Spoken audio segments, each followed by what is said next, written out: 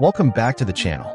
Today, we're diving into one of the most shocking transformations ever recorded in human history, when God turned one of the greatest kings to ever rule, King Nebuchadnezzar of Babylon, into an animal.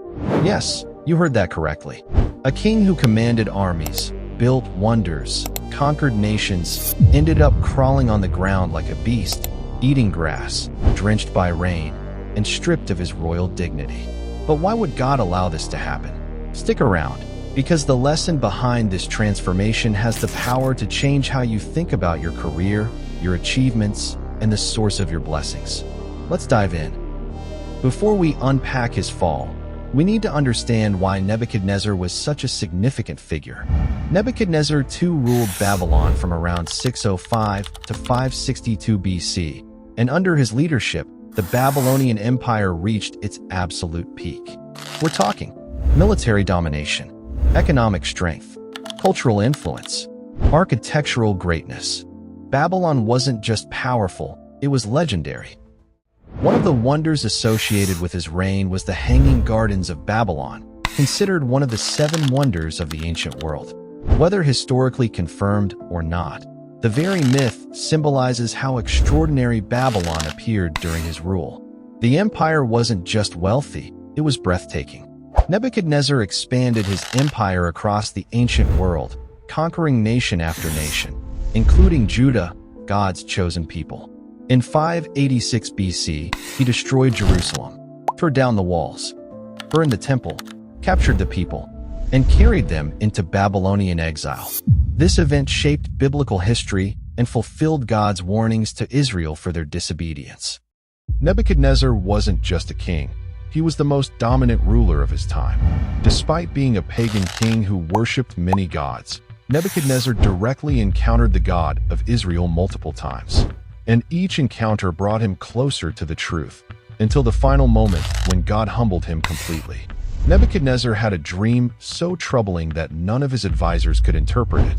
Daniel, empowered by God, revealed the meaning. Daniel told him boldly, "The God of heaven has given you dominion, power, and glory.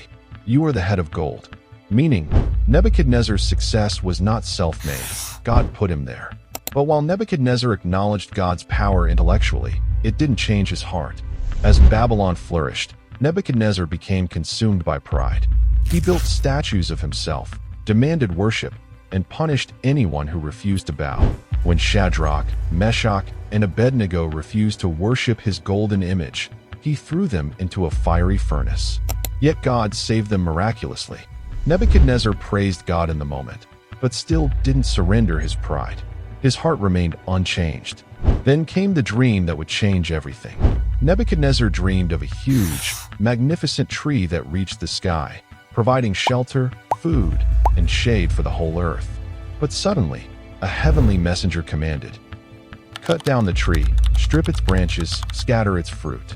Only the stump remained, bound with iron and bronze, rooted in the ground.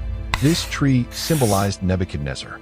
His kingdom was vast, influential, and powerful, but God was warning him that his greatness would soon be taken away. Daniel interpreted the dream with fear. "You will be driven away from people. You will live with wild animals and eat grass like an ox, until you acknowledge that the Most High is sovereign." Daniel even pleaded with him, "Turn from your sins. Be kind to the oppressed. Maybe your prosperity will continue." God wasn't trying to destroy him. God was giving him a chance to repent. But Nebuchadnezzar ignored the warning. 1 year passed. Nebuchadnezzar walked on the roof of his palace, overlooking the stunning city he built. Instead of thanking God, he declared, "Is not this the great Babylon that I have built by my mighty power for the glory of my majesty?" This was the moment of judgment. As soon as the words left his mouth, a voice from heaven answered, "Your royal authority has been taken from you." And instantly, everything changed. Nebuchadnezzar lost his sanity. He was driven from the palace. He ate grass like an ox. His hair grew like feathers, his nails like claws. The king became a beast. Not metaphorically, literally. So if you're fighting pride, identity, or control in your life, let Nebuchadnezzar be a reminder. God doesn't just humble the proud, he restores the repentant.